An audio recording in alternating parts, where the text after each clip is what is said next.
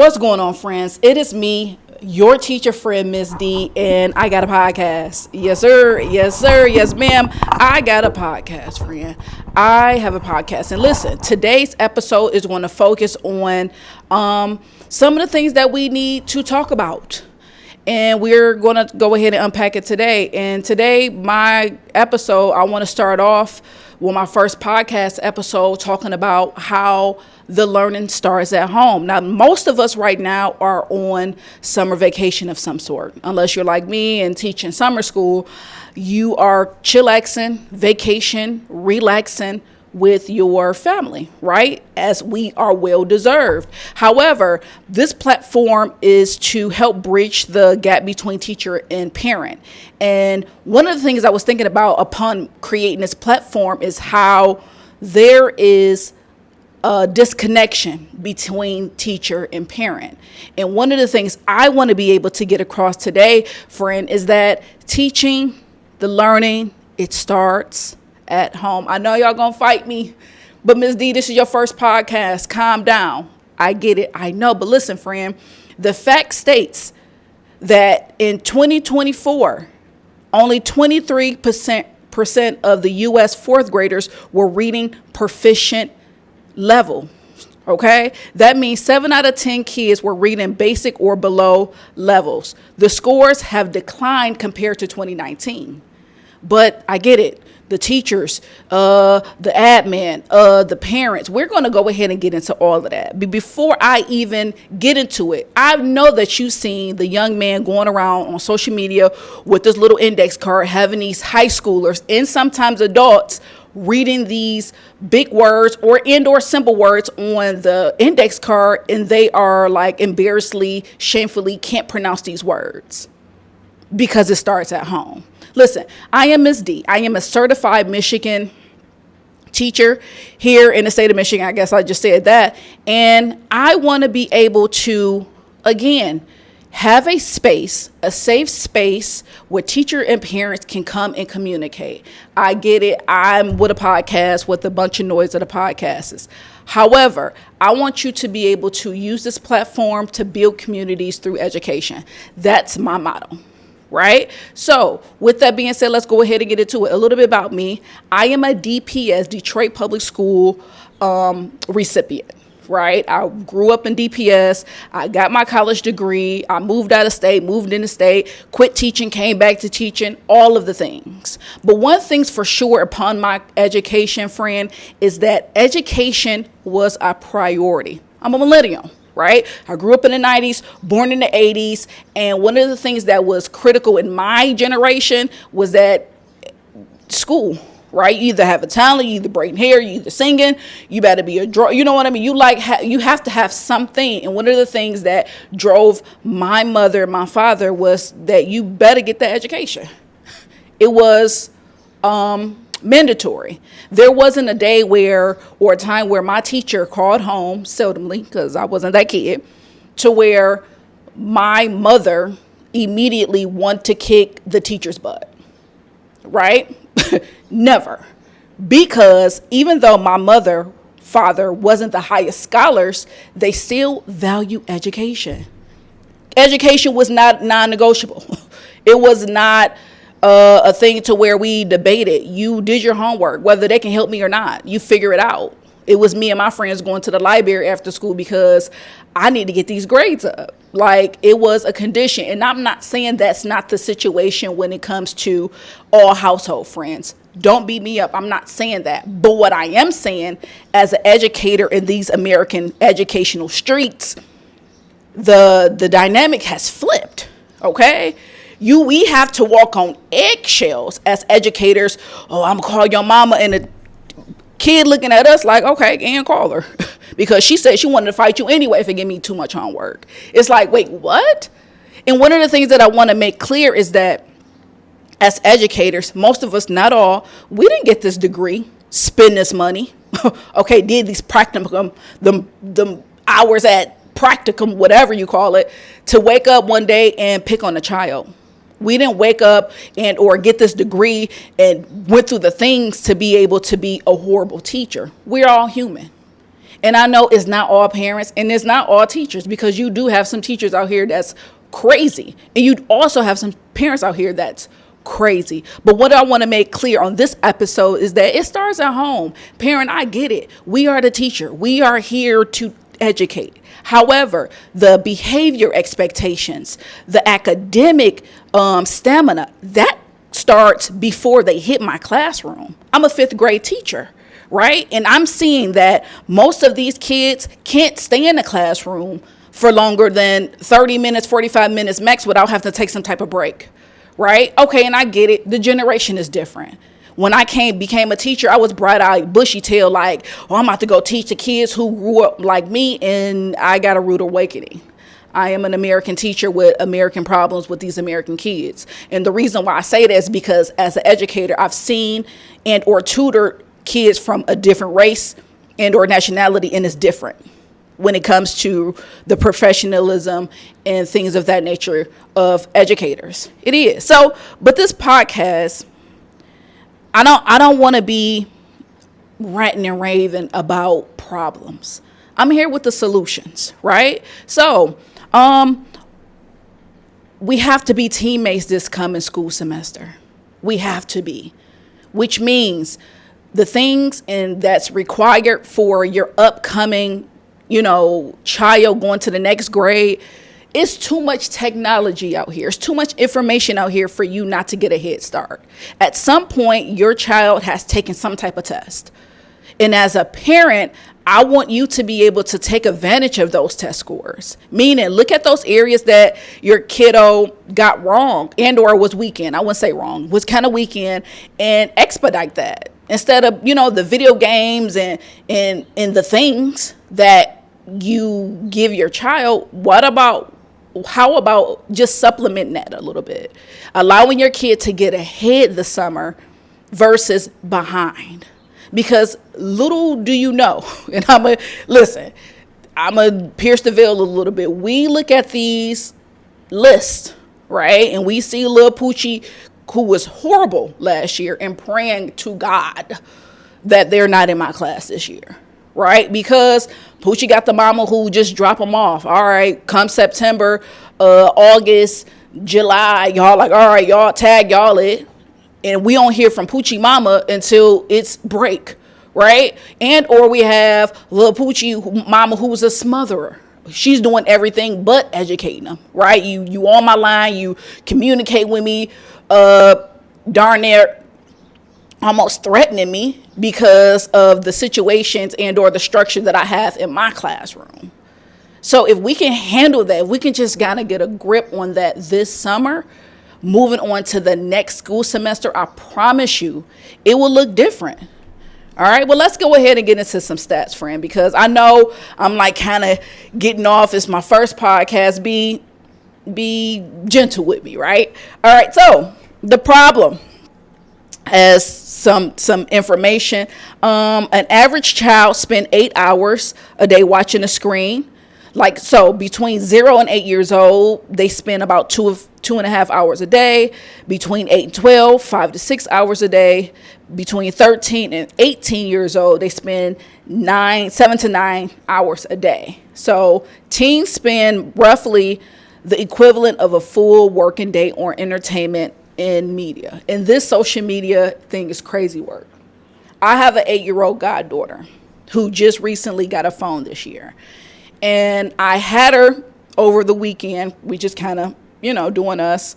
And one of the things that I've always instilled in her, even as a kid, is that we're going to go outside and play, right? I'm a millennial. I'm a 90s baby. We didn't know internet. We did Sega and PlayStation maybe, but most of our time was spent outside. So upon her coming over, we having a good time. We on our VR, but she also has her bike. So we outside in the park, riding her bike. She want to grab her phone. No, leave your phone at home. Because I know as an adult, I'm addicted to my phone. And I know what's life like before having a phone and while having a phone. And I know if it's hard for me as a 40-plus-year-old woman, it's going to be tough for her as an 8-year-old girl. So if I can be the example of putting my phone down, she can see that as an example to say, hey, I don't necessarily need my phone. right? So for the most of our time together, I let her have her phone like one time. But other than that, when we are eating dinner, phone down, let's have a conversation. When we are having lunch, phone down, let's play some games. Let's play tic-tac-toe. Let's play rock, paper, scissors. It's me being an example to when she is able to get to another social environment and or at school, she don't necessarily need to have that device in her hand. Now, granted, she do have her devices and she is a kid of this era, but I feel as though as a millennial, especially as a teacher, I have to be able to show her and give her that example. And that's one of the things that I want to kind of hit home with you, parent. You are the example, right? And it's just like, okay, my kiddo didn't do well in reading. My kiddo didn't do well in math. It starts at home. Let's do some practice. You know, take them to the library. The library is free and it's open all summer.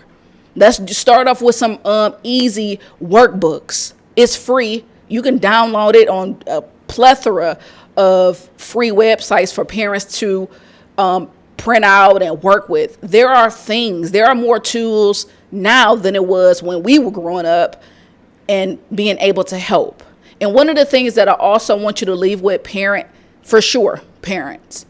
please, because I hear this 1,000 times.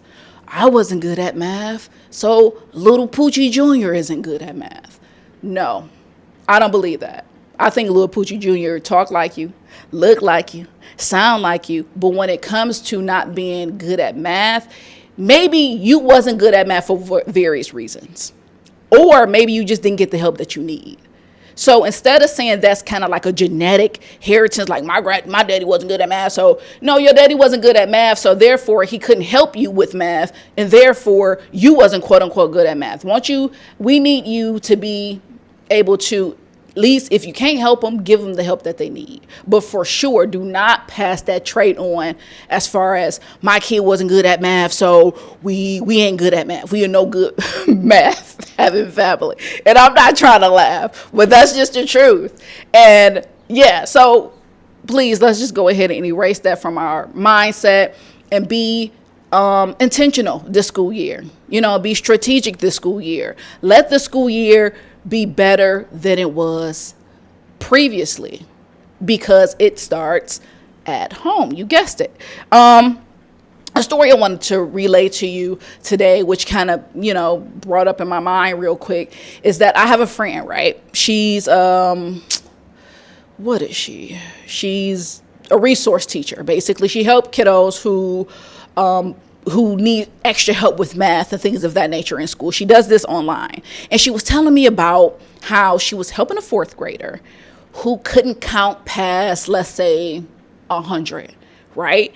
And mind you, this kiddo, and we're going to talk about this too, in class versus online school. This kiddo has been going to school since the pandemic, right? Online school, virtual, and that may have worked for them. But the kiddo was struggling. And she was online, kind of helping her, with her counting or whatever. And the parent got so mad. Oh, you can't count past X, Y, and Z. I'm about to call the teacher because this is a shame. Wait, you about to call a teacher because your fourth grader, 9 years old, can't count sequentially past a certain number when in fourth grade they were supposed to be knowing and or mastered their multiplications? There's a huge gap here. Now, mind you, did the school system fail her? Yes. However, she's at home. You are a part of that problem too, Mom. I know y'all gonna beat me up, but it is what it is. Somebody gotta say it. This platform, friend, is for us to keep it real. Okay, now Dave Chappelle, when keeping it real goes wrong, but like being honest and transparent. When she told me that, I was taken aback. Like, wait. What? Like, so the mom got mad because her daughter is way below like kindergarten, first grade level, can't count past a certain number. And the first thing you want to do is jump on a teacher. How? We got to do better. It starts at home. Now, am I your teacher friend? Yes. Am I your partner in this journey with your kids and their education? Of course I am. But I'm not the parent, even though I feel like it. I'm not the parent. I'm not solely responsible, because you know what? After these 180 days, I pass this along to another teacher. But you are responsible for the duration of your child's educational career, their career path. That's on you. And until we start speaking the truth, until we start taking accountability on both ends of the table, we are going to be we're going to be stuck in a rut. We're going to be stuck in a rut as far as blaming, the teacher versus the parent versus the teacher. At some point, a conversation needs to be had to where we're meeting back in the middle. At some point, education has to have some type of priority. And I get it. We got the WWE lady above the educational department. Who knows where this is going? You know what I mean? Like, the educational system is a disarray. But one thing's for certain. I can go to Alaska. I can go to Florida. I can go to California. And each and every American teacher, we are facing the same thing. Tell me I'm lying, friend. This is for my teacher friend. Tell me I'm lying. Tell me I'm lying. I'm not lying. I've taught in Georgia. Okay, I've taught public, I've taught charter, never taught private, but I can guarantee you it's the same situation. And this is for my parents. It starts at home. I get it. I'm your teacher friend. I'm here to help you. I'm going to communicate the best. And I may be a new teacher. I may be a vet teacher. I may be a teacher you may not like me. Your child may not like me. Cool. However, I got a job to do, right? And now my job is to educate your child, but I need your help.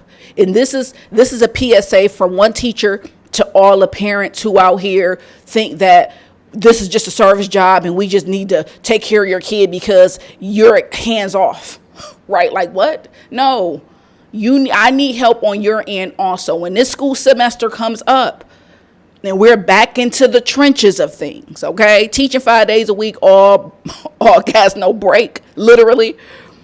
I need you as my teacher friend, parent friend, partner. We're partners in this. All right, listen. I said this was going to be a ranting. This is what you can do, friend. Take that baby to the library. Read with that baby. Take away some of these devices. Well, I wouldn't say take away the devices. It is what it is. Just lower that screen times. It makes a heck of a difference. And what I would also suggest is for you to do the same thing. Everybody read. Everybody lower their screen time. It's just like losing weight. If I'm in a family and I'm trying to eat better and do better, it would help if everybody's on board doing the same thing. It would be so difficult if I'm the only person in the family who's trying to lose weight while y'all get to pull up at Chick-fil-A and order what y'all want. It makes it difficult. There's no way for me to succeed. And I want you to look at education like that. I want you to be able to take in consideration, what are the things that I can do now, not when we're closer to school, not only when we're in school, but just the whole year. What can I do to help better my child's education experience, my child's teacher that's coming up? And it goes beyond the coffee, gift cards, even though we appreciate those. However, it comes down to strategic communication, not always assuming the worst. Hey, teach, we've been working on X, Y, and Z. Cool, I got it from here. You know what I mean? It's just one of those things to where it's like, as an educator, we are crying out for you, parent, to do your part, and we're going to do our part. Why? Because we paid the money to be here. Paid the money to get into a field where we don't make no money. So this got to be out the heart. At some point, we got to do this out of love and or the passion of seeing and or helping communities. I want us to bring back those communities. It's okay for me as a teacher to help build up your child. Let me do me as a teacher. I'm gonna let you do you as a parent, and combine. It's fierce. All right, I'm done. Take them to the library. Reduce that screen time, friend. Let's go ahead and move these numbers up. It's a brand new school semester. I'm so excited for your parent. I'm so excited for you and your kid. This school semester is going to be better than last school semester. I am Ms. D. I am your teacher friend. If you like what you heard, like, subscribe. If you know somebody who needed, a teacher, a parent, go ahead and share it. I am out. Come back again. I'm going to post some more podcast episodes. Peace.